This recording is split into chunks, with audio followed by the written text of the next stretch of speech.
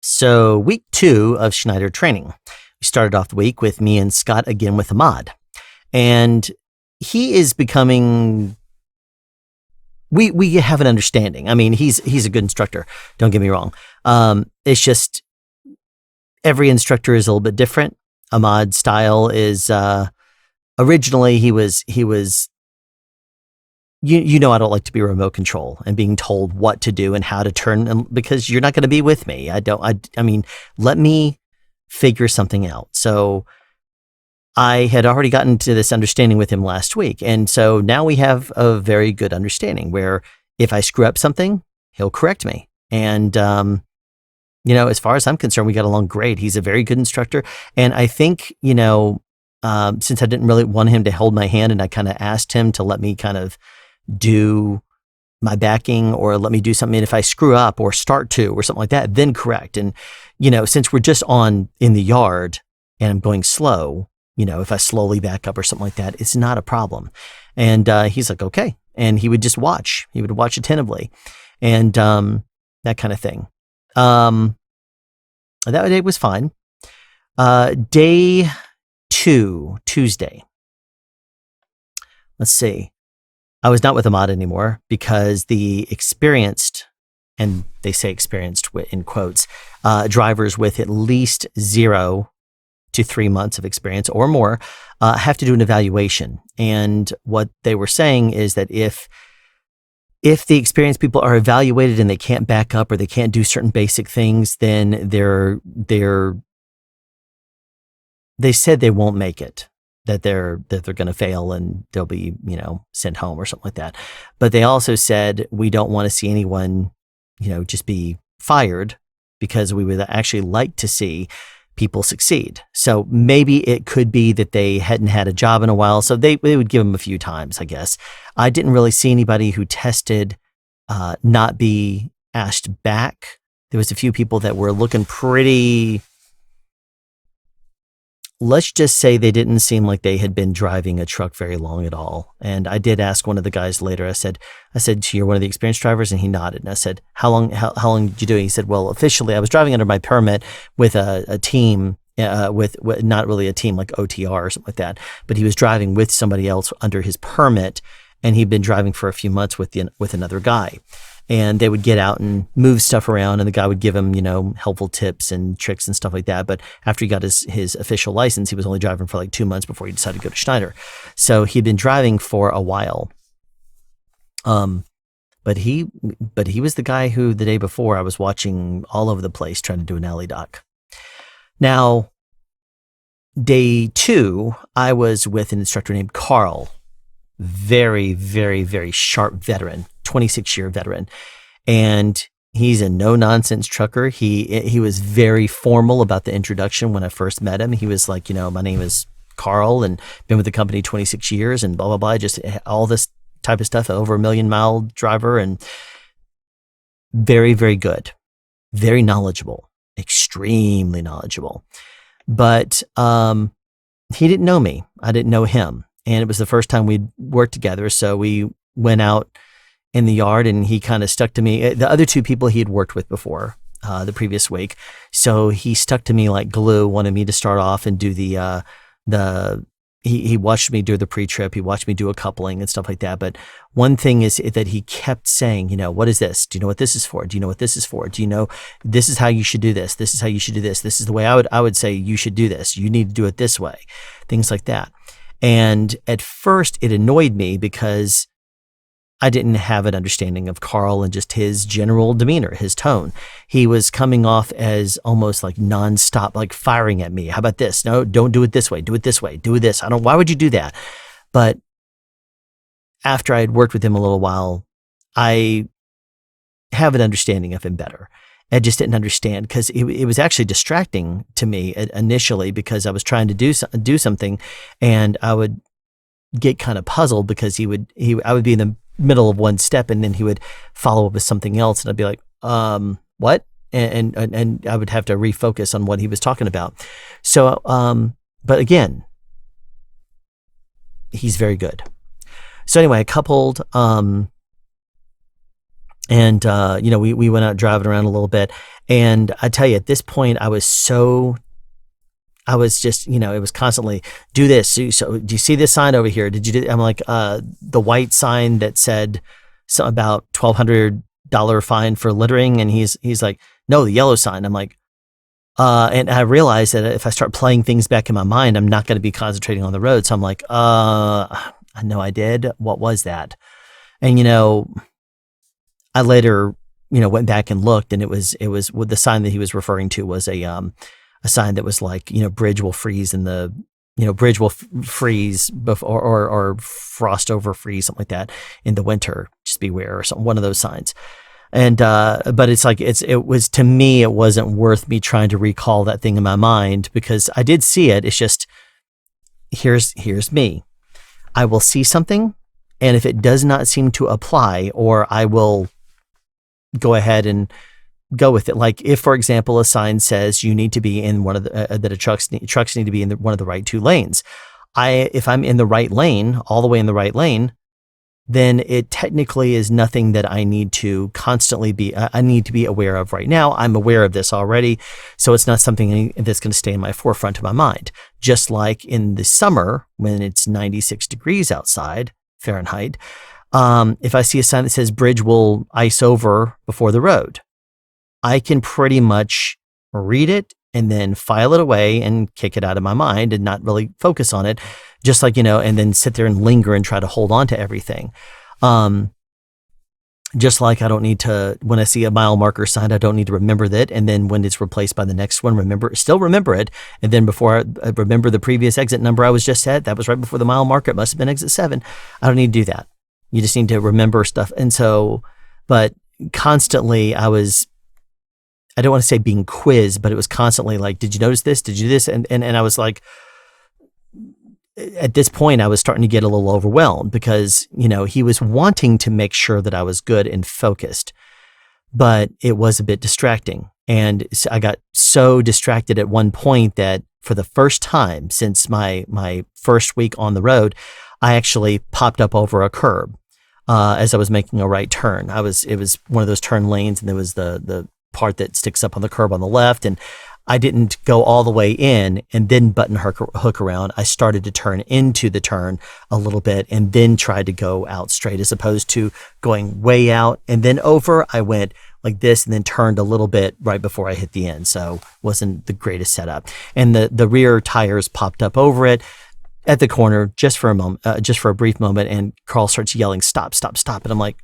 "Stop?" I thought something, I thought like I missed something, or there was an ambulance or something I missed, or I'm like, "Stop, what?" And he's like, "Yeah, stop, stop, stop." So he's yelling at me to stop. And so I stop. He says, "You see where your right rear curb is, right rear tire is?" I'm like, "Yes, I saw it. I was aware of it."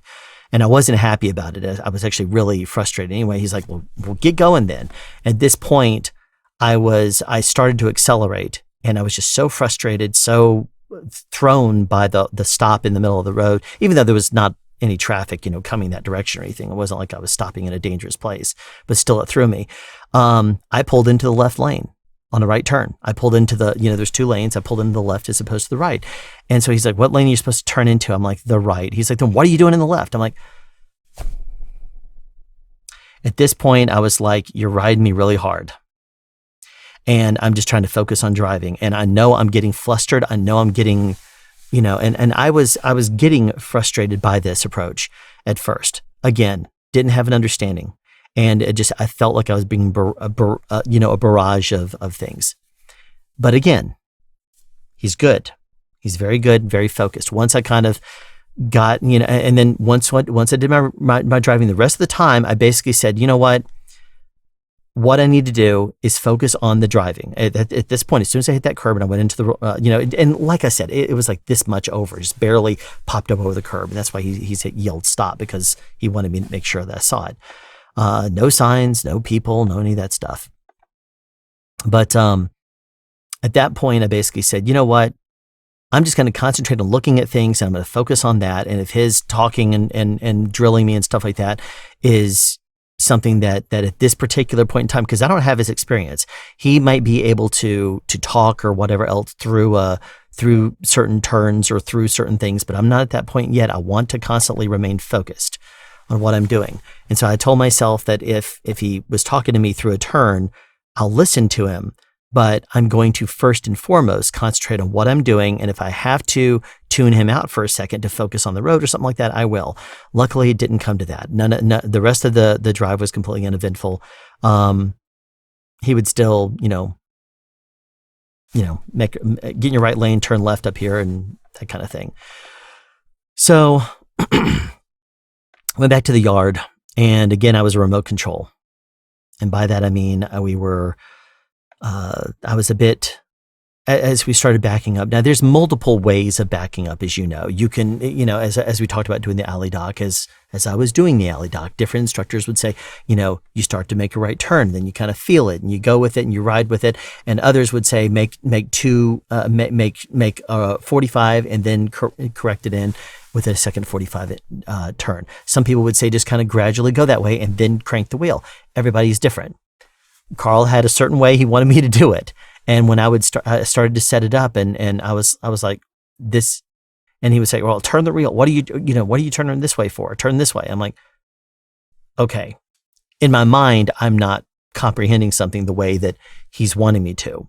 So I'm thinking I would actually go this way and as opposed to this way.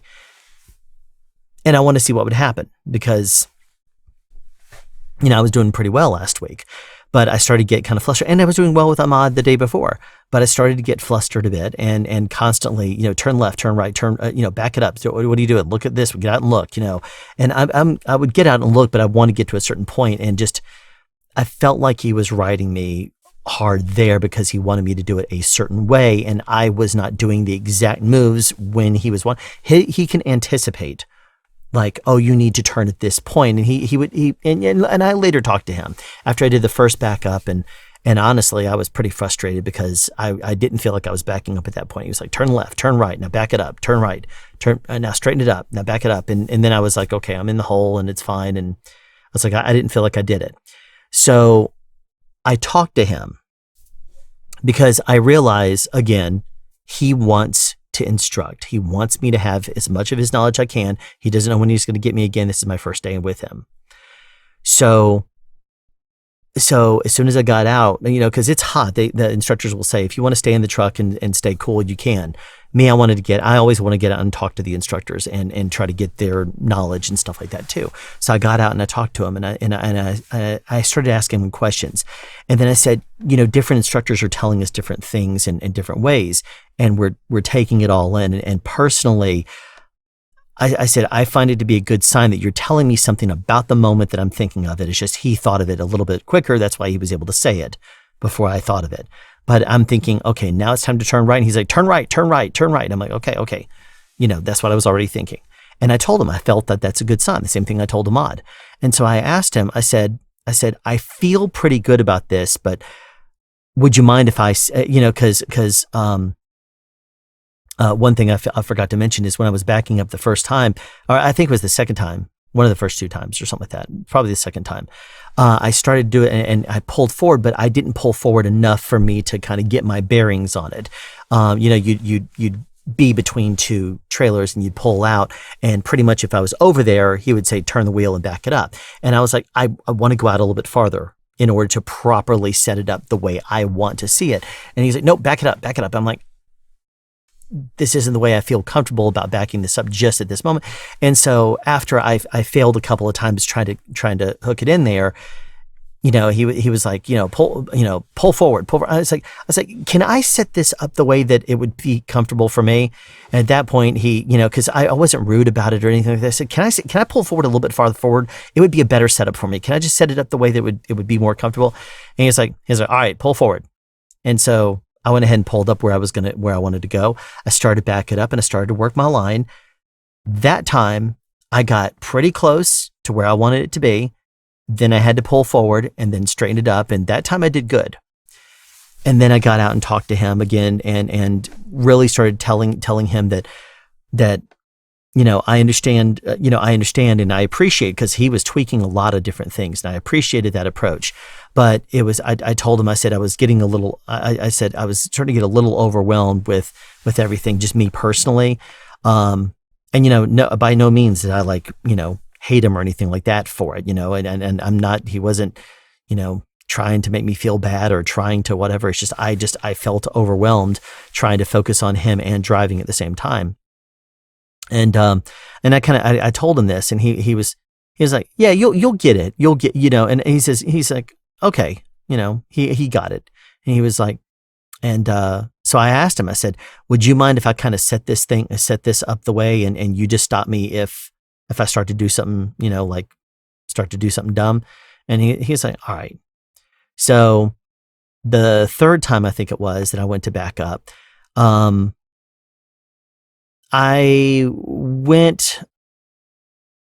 let's just say I went into, I overshot my line, like the alley is like this, the place I need to go. And I started to go in and I started to overshoot it a little bit. Well, that's a big no-no to him. He was like, once you hit the parallel with the yellow lines, you don't do that because you're coming back toward the trailer on the close side.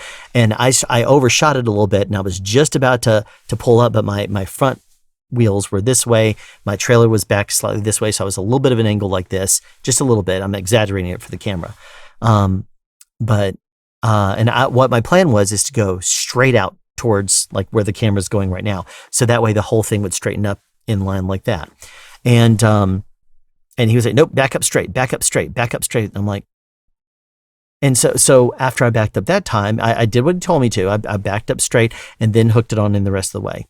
And then when I got out, I asked him, I said, in my mind, because I was a little bit like this and the lane was like this straight and I was a little bit like this. I said, in my mind, I should have gone straight, maybe slightly over and adjusted as necessary like this to pull it straight forward.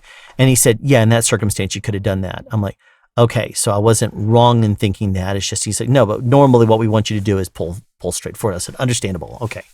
So again, I just talked to him. Very knowledgeable man, very knowledgeable. But at the same time, he's so knowledgeable that it was making it difficult for me to process everything at the same time while concentrating on what I was doing.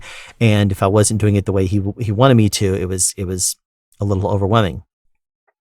Then we went to lunch. After lunch, I was with a different instructor.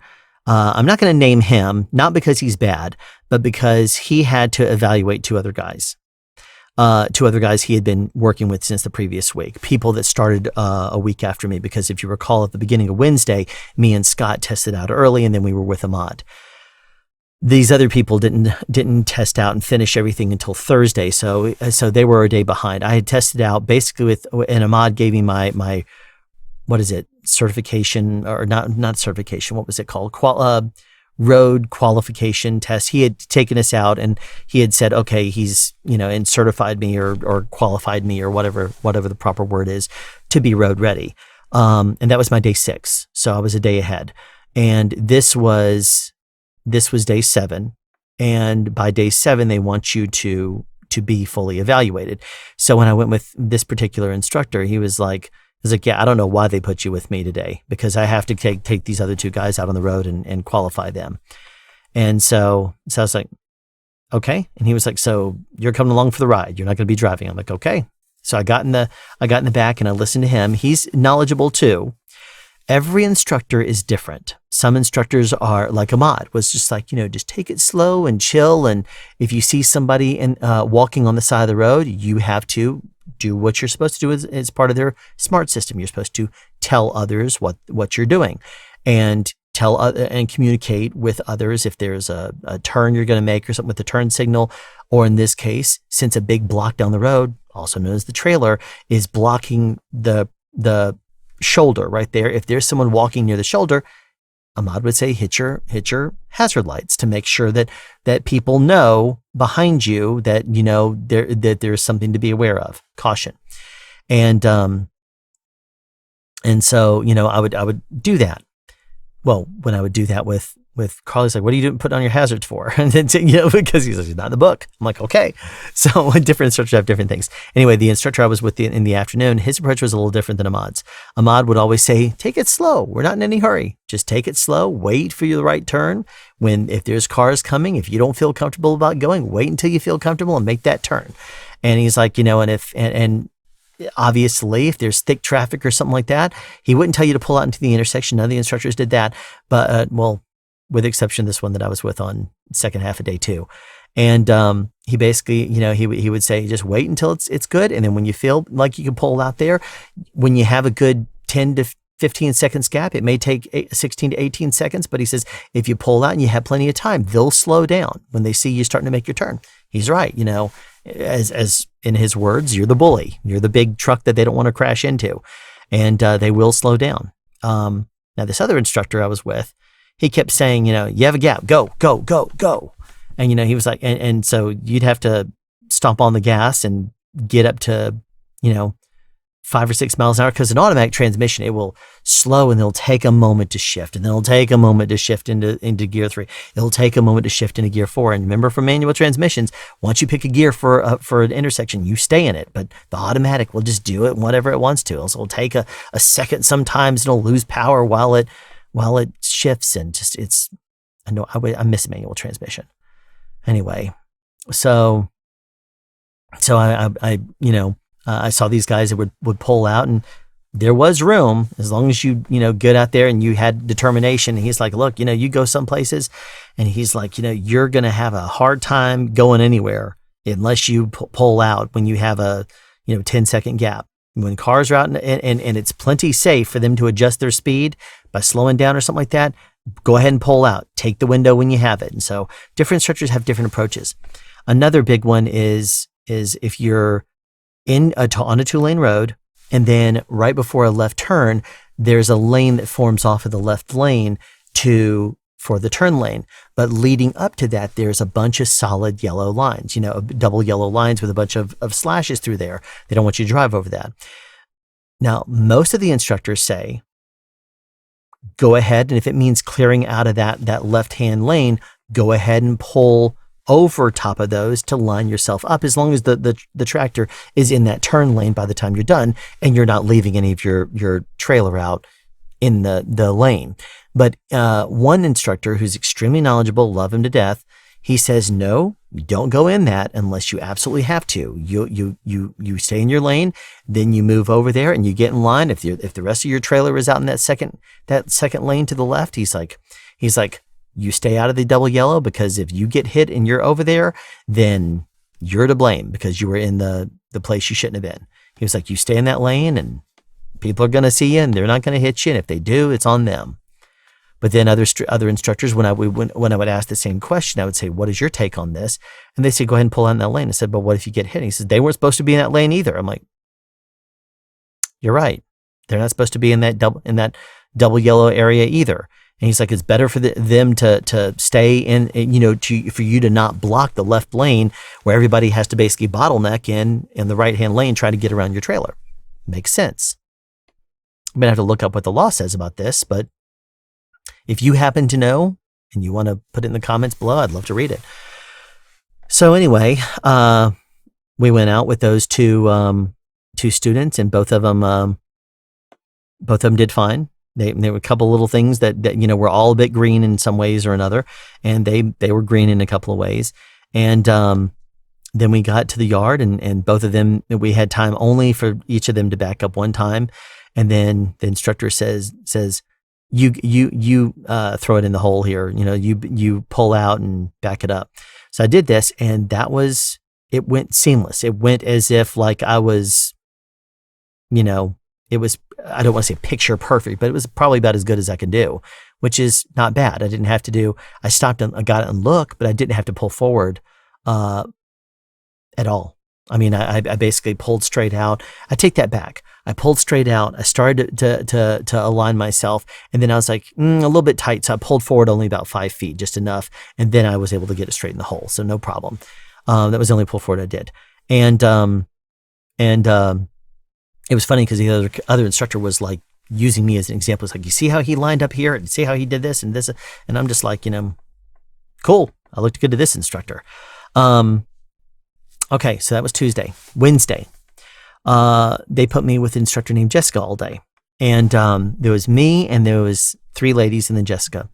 And we all went to Schneider City, which is, I think I mentioned before that Schneider City is like a training ground, but what I came to learn on Wednesday is that Schneider City is actually an obstacle course. It's not the regular yard where you practice, at the operations center.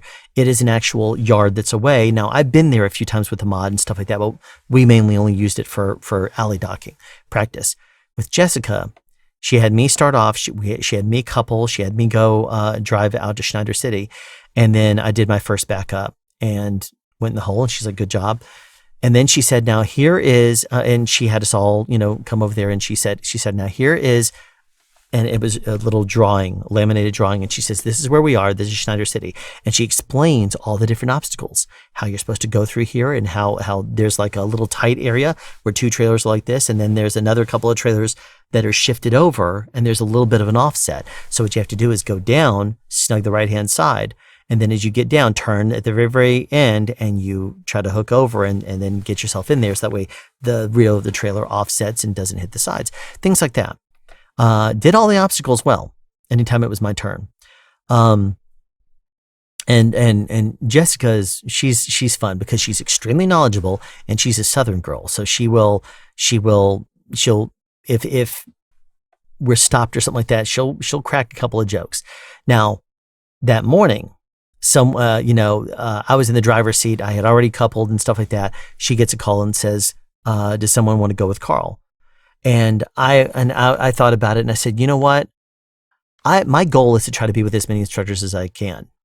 I had worked with Carl the day before, and I said someone else needs to have that experience, because Carl gave me a lot of tweaks, and he really ultimately, one of those things where at the time I was a little frustrated and overwhelmed, but looking back at the things he told me, I was very appreciative of it because he's extremely knowledgeable. So like, for example, the engine warmer. He showed me where you plug in for to keep your engine warm if you happen to go in sub-freezing areas. I'm like, wow, that's something that no other instructor had pointed out. That was just one of the many things. And that was like, I really appreciate this guy.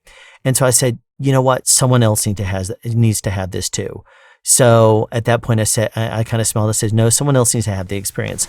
And I also wanted to have a chance to work with her. So anyway, it was me and 2 other ladies, and we went around Schneider City, backed up a few times, did a few obstacles, that kind of thing.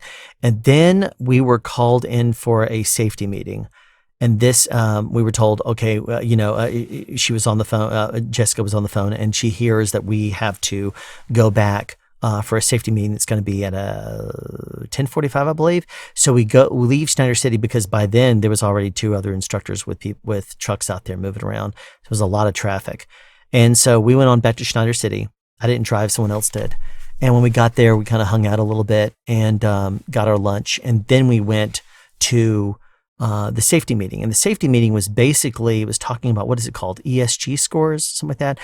The points that you would get on your license for getting accident, even accident with yourself.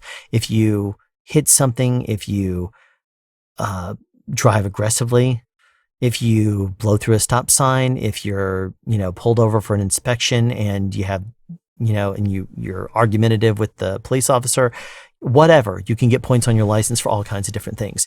And that doesn't just go on you, that goes on the company that you're driving for as well. And so he explained that the way that works, and how for the first year, the points are tripled. For the second year, they're doubled. And for the third year, it's just regular rate. So it's like, if it's a 10-point thing, then it's 30 points the first year, 20 points for the second, 10 points for the third year.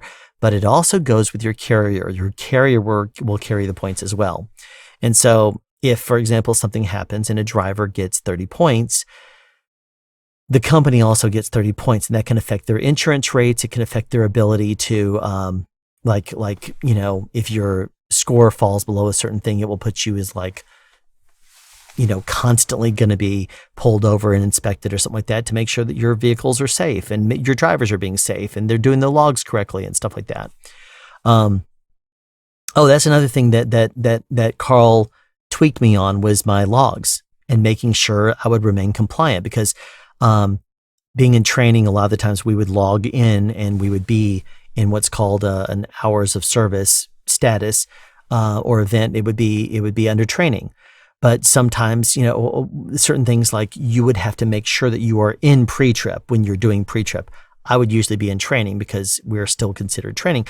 But then I learned that you could do multiples. He says, no, put it in pre-trip and put it in training. I'm like, I didn't realize I could do that. That's great to know. So little tweaks, like what I said, I really appreciate what Carl was able to tweak.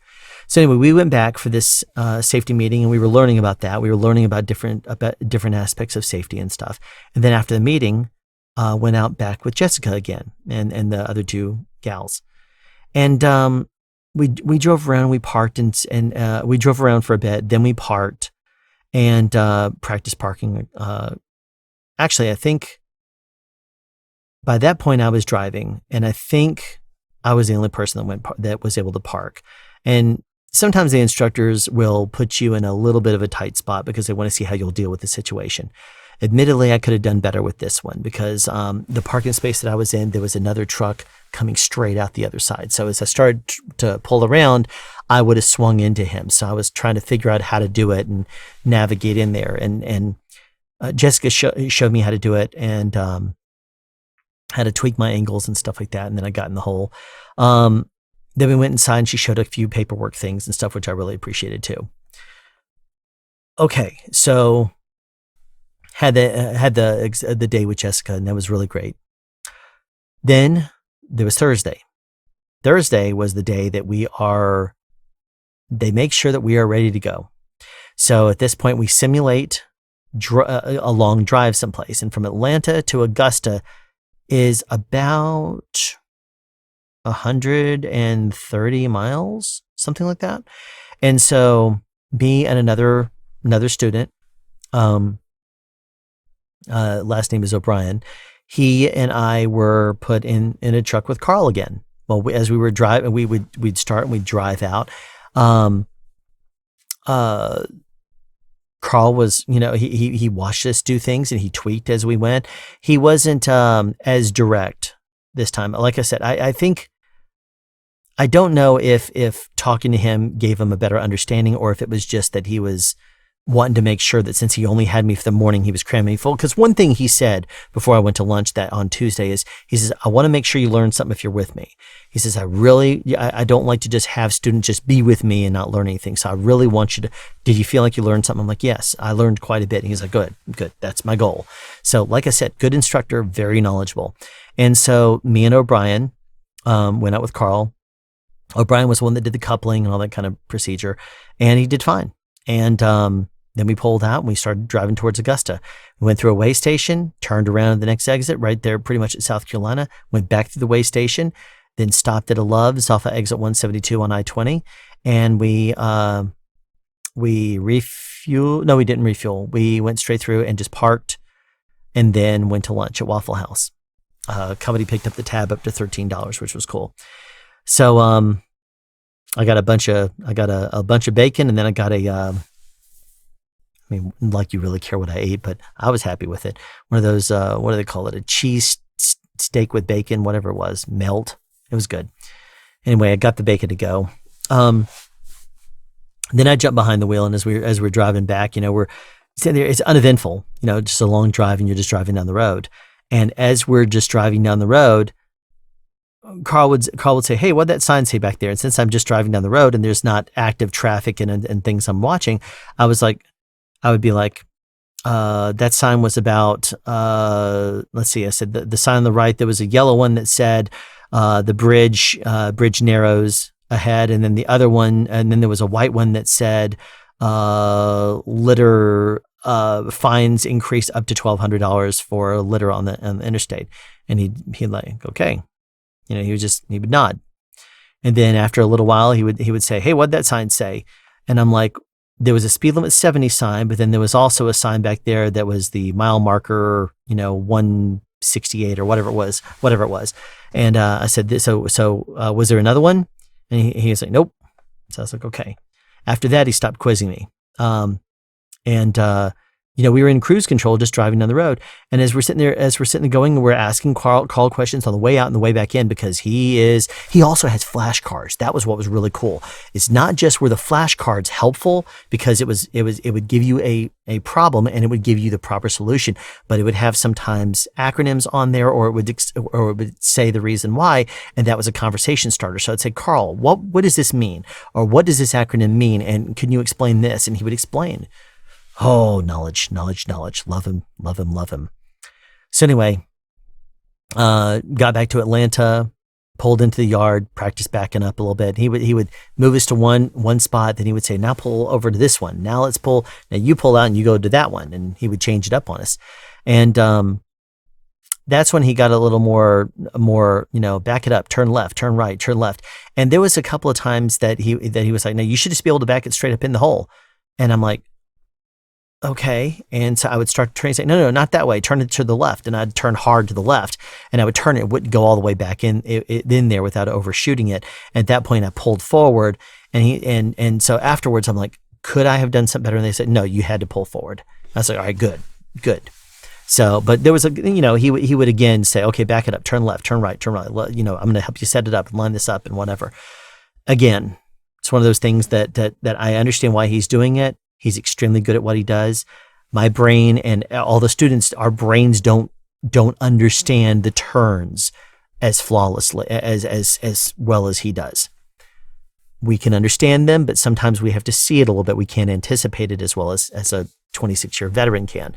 So sometimes I'd have to see something a little bit, and then I could react to it. And if I was wrong, I'd pull forward, or I'd get out and look and then determine, okay, I need to do this instead. He'll see it before us, and that's when he would start to adjust and call things out. But anyway, so by that point, I kind of understood the way Carl was and stuff, and it didn't really, frustrate or bother me, because I understood that basically, if he told me, if I was thinking I should turn left, and he was like, no, turn right. Okay, let me turn right and see what happens. I turned right, and then I'm like, yeah, it went in the hole. What was I misjudging? I'm like, he's right. Yeah, because he was.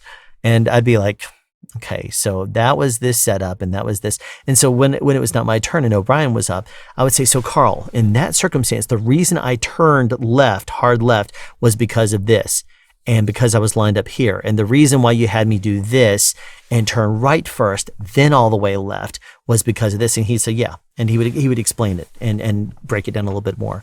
So it's good. At the end of the day, he showed us some more things, and we were sitting in the truck there. We had a little bit of time. So he went over a few things with us. He told us a few things, told us a couple of tweaks, to things. And then he ended the day by saying, both of you guys did really good driving today. And, he says, I appreciate you driving safely and not taking risks, yet, you still, were in cruise control and driving down the interstate. And he said, you didn't take any risks, but you didn't waste any time either. And he was, he worded it in his own ways, but, because that's what it's about, is you can't just sit there and drive on the interstate. The minimum speed's 40 miles an hour. You can't go 45 out of safety, because then you'll get rear-ended. You got to go as fast as you can go, which is 65 in the governed trailer. In a speed limit 70, that's perfectly acceptable. So he appreciated the fact that we would only change lanes when we needed to legally pass, didn't do unnecessary lane changes, turned correctly, and that kind of stuff. And he appreciated it. It was good. So that was Wednesday or Thursday. Today was our last day. And today was what they call graduation day. So there was me, and we were down to 11 students in there today. We lost one person, I think, on Wednesday. I'm trying to remember if it was one of the guys that was with me and no. When was I with him? Was it Monday? No, I can't remember when I was with him, but there was one student who that was his last day. He left, or he was made to leave. I don't know what the story was, but we were down to 11 students by the end of the day. And So today we went in there and got in there at 6:30, brought us back into the classroom. We were talking to people, and we watched some more videos. They gave us a couple of quizzes, and there were two 10-question quizzes, and based on the number that we got right on the two combined on timed quizzes, we graded them, and then based on that, we would get back 14 feet from this little, basketball hoop type thing, and we would get a shot for each right answer. And the ceiling is like an 8-foot, maybe 9-foot ceiling, something like that, and it's 14 feet away, so you can't go too high with it because it'll bounce off the ceiling. And the backboard of it was sticking out. It had like a little thing like this that was grabbed behind this whiteboard, and so it stuck out a little bit, so if you hit the backboard, it would bounce all over the place. Anyway, so we went around the room, and people took their shots, and a lady named Crystal got 1 point, and the rest, nobody else was able to. And then I was the last person because, my last name is at the very end of the alphabet. And so anyway, I got up there, and surprisingly and amazingly, someone who has never played basketball, the only thing I've ever been able to do is double dribble. And they would always say, double dribble, give me the ball. And I'm like, and every single time I'm like, what is it? If I dribble with two hands, or if I don't dribble a certain amount of time? And they would say, that was a double dribble, look it up. I'm like, this is me as a kid. I'm like, I don't know what a double dribble is, but the second I'd get the ball, I would bounce it off the ground. And the second I would bounce it, double dribble. I'm like, how is that a double dribble? I don't even know what a double dribble is. I still to this day don't know what it is, because no one would ever tell me. They would just always call it a double dribble and take the ball from me. Maybe that's just a joke for new people, because I tell you, I've watched basketball games. They will bounce the ball one time, they'll dribble it, and it looks like they'll run 3 or 4 steps and then jump in the air. And it's like, they don't ever call double dribble on those guys. Or is it maybe if you bounce with 2 hands? I don't know. I don't even know. So anyway, so only one person, Crystal, had gotten 1 basket. And this is what's kind of funny, because there's a lot of people in the class that they're good at basketball, and they had a lot more shots they had some more shots than I did. I got 16 of the 20 right over them. So I got 16 shots. And I made the first one, which was really surprising. And basically I lined it up like darts, just put my front toe right there, look at the backboard. I'm like, I'm going to throw it right towards there, and hopefully it'll bounce straight off into the hole. And surprisingly, it went right up and bounced right off the back of the rim, and at a right angle, and just went right in. So I was like, well, that's a great way to start. And so I tied with Crystal, was not able to win it. Then we moved forward 2 feet, and we had like a sudden death back and forth, 3 shots. And it was none of us made one until we were about 4 feet away from the basket. Then we could literally just reach up and just kind of do this number, and it would because the rim was like here, and we were at this point just able to pop it in. So she and I both got 2 points, and then they said, all right, back up to the beginning again. She went 3 times, and then I threw it, first one, swished it. So here, middle-aged white dude with no skill in basketball won the basketball throwing competition in this classroom, which is ridiculous. And I was like, well, okay. I mean, it was kind of silly to me. I was like, there's no reason in the world I should have got it, because I don't have those skills. But basketball on a little bitty hoop like this is totally a different thing than playing it, outside. I have no doubt that everyone in that room that was good at basketball would free throw around me and like crazy if it were a real ball and a real hoop and at the regular height. Because the height of the hoop was, some of the taller people, O'Brien and Powell, are tall enough that they could probably see eye to eye level with the hoop. Me, it was slightly up. Anyway, so you got a prize. Personally, I'm at the point in my life where I don't want to have more things unless it serves an actual purpose with me. And the prize was a Schneider water bottle. And as cool as it was, all I would do is take a picture of it and then take it home and put it on a shelf maybe, and then eventually just put it in storage. I figured it would be better to give someone who would actually use it and benefit. So So Crystal, the girl that I was competing against, in the sudden death competition, I said, because she honestly really, I think the ball robbed her a couple of times, because a couple of times she bounced off the backboard and it went up in the air and it just barely bounced it again. But then because the whole backboard was shaking at that point, it bounced like off the back of the rim and then went up and then bounced off the front and then just went straight off. Another time she got it and it rolled around the rim and then like one entire rotation and then flew off again. I'm like, she was robbed a couple of times. So I was like, you really deserve this. I said, you know what, give it to her.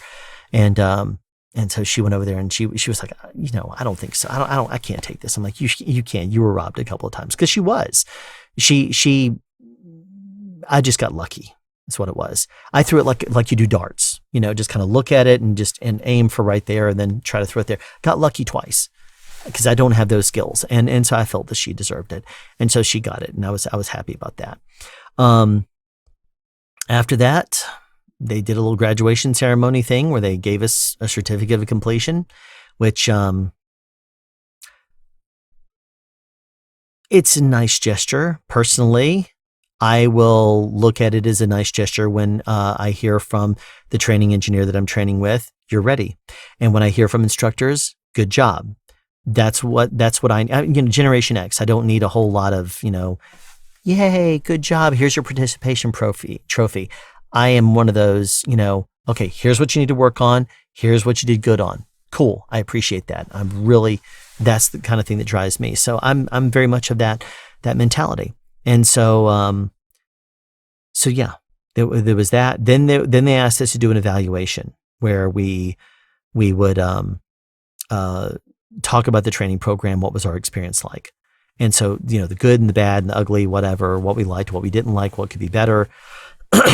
I did that and then I left. And so it was started there. I got there this morning just like normal, around 5:45, maybe a little after.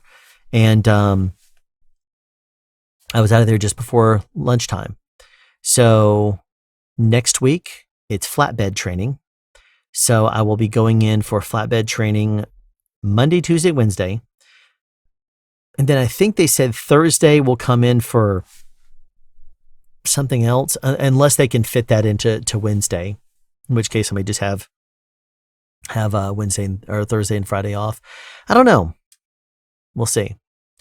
What I do know is that next week it's supposed to be like 96 degrees every single day, and we're going to be out in the heat practicing on a flatbed. So no shade, and we're going to be ratcheting things down, and we're going to be securing loads and doing all that kind of stuff. So it's going to be good. It's going to be good.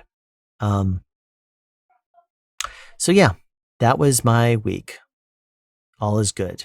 Done with regular Schneider training, and got my bag with different things. Like they give you a lock for your back, the back of the trailer, so that way it's a key lock, so you can use it on your locks. They give you a few other things, and got to take my tablet home and my training stuff and that kind of thing. They gave me a book on flatbed yesterday, actually, so I could start studying that and learning that. All was well. It was good. It was a good day. I really do like the instructors. I really do like the training program. I think a lot of people thought that it went too quick, because to me it does feel literally like we just started the thing, because we did. It was just last Monday. And but there was also, at the same time, I understand Schneider's perspective in this. We are certified or rather licensed Class A drivers. So what they do is they verify the skills. They verify skills, verify that you're able to do what you need to for the company, driving wise, filling out things on the tablet, working simulated loads and that kind of stuff. And the rest of it's going to be out with a trainer. And so it's 2 weeks of verifying skills and making sure that you're fit for the road, and that you pass the drug screenings and all that kind of stuff, and take your PWS or your pre-work screening, your physicals and that kind of thing, and make sure that you're compliant on taking medications, or if you have a CPAP or any of that kind of stuff. They just want to make sure that you're ready to go. And to me, it felt fast, but it didn't feel fast because I felt ready. I felt good. I really appreciate the knowledge from the instructors. I feel like that they were very knowledgeable. I don't feel like there was that there was any expediting, through there or anything like that that was unnecessary. Like, oh, you're struggling here, so you're fine. You're just you'll be all right. I didn't feel like they did any of that. With the training engineer that I'm going to be with, flatbed training next week. It's going to be cool. Looking forward to learning how to secure loads and stuff. I already understand ratchet straps. I know these are load straps, a little bit different with a winch and stuff like that. I have the flatbed book that I had to bring home, and so there is a list of things that I'm supposed to know for that. I have to learn about the terminology and know what everything is, so that way we can start next week fresh with full knowledge and understanding of what straps do and what their purpose is and what is required and necessary. And with flatbeds, company policy is if it says speed limit on a turn, on a recommended speed for a turn, which is for four-wheelers, is 45 miles an hour, cut that in half for a flatbed, because a flatbed is gonna be top heavy, and it's gonna be held on with only a couple of chains or a couple of straps on either side. So anyway, yeah, there you go. Yeah, so I think for an expedited 2-week-long program, I think they did a really good job with it. Every one of the instructors was very courteous, very respectful, very nice. They would answer all my billions of questions, and believe me, I asked a whole lot of them. None of them were like, yes, what did you want to know now? Or any of that kind of stuff. Some of them would joke about it and say, no more questions today. You've hit your quota. I'm like, okay, all right, well, all right then. I'll just save these up for tomorrow. All right, fine, go ahead and ask them. That kind of thing, joking with me. I'd joke back. But no, I think they really do want to have a good drivers to have a good experience with their training program. So I think they did a good job. Who really wants to run a training program and not do a good job? There may be some companies out there, but I can't imagine a company really wanting to make the effort and then not doing it. So I felt good about the program. There was only a couple of tweaks that I made recommendations on. One of them was to make sure that we had a chance to work with more drivers or more trainers. I would have liked to, as much as I like Ahmad, and he and I understood each other very well by the end. He even pulled us aside today, me and Scott, and wanted to make sure we didn't have any questions and to talk to us. And he wanted to make sure we were good and feeling good about things. That's great. It was, it's just one of those things where a couple of the tweaks, I would have liked to have worked with more instructors just to get their knowledge too. Granted, the ones I worked with, I was able to pry a lot of information out of them too, because every instructor is different and would say things. And I found myself constantly not just staying in the shade, hiding in the shade away from the instructors. I would stand next to the instructors just like I would at 160, and I would ask them questions and talk to them. Because that's when you're going to get the most out of a program, is when you can ask questions and get your knowledge. And of course, obviously, you would, if someone's doing a maneuver and the instructor is just trying to watch them, I would make sure I time things correctly, or I would stand. Like if the truck was backing up over here where the camera is and the instructor was looking this direction, I would make sure that I stood this direction on a 45, so that way they could see me and see what the maneuver was. I would try to do that, not turn my back straight on the maneuvers, because I wouldn't want them to say, don't turn your back on the truck. But I would stand to the side, kind of do this number, and then keep glancing back over, that kind of thing. So anyway, we're done with week 2. So next week it will be flatbed training, and then the week with my TE, which I came to find out it's going to be in Savannah, Georgia. So I'll drive on, after my flatbed training, I have a dentist appointment where one of the crowns I had a couple months ago, it needs to be filed down a little bit. So I'm not going to have to be, they're not going to have to numb it or anything like that. It's already, a crown. They've already drilled out the root as a root canal. So what they need to do is just file it down, because the bite isn't exactly right. So I got to do that. And then after that, I'll take a rental car and drive out to Savannah, which is about a 4.5-5 hour drive. I'll get out there, I'll check into a hotel, and then I'll settle down for the night. And since the driver I'm going to be with, my training instructor or training engineer, is going to be, he's a daily driver. So he's going to go out, do certain things, and then go back and park. So I'm not going to be sleeping in the truck. I'm going to be going out. And then at the end of the day, I'll be going back to the hotel, or at least that's the understanding I have as of right now. So I'm already looking forward to that. That's going to be kind of cool. Not the hotel part, but the working with the training engineer who's going to be hands-on training in the field. I'm looking forward to that. That's going to be cool. Anyway, there you go. There's week 2 at Schneider Driving Training.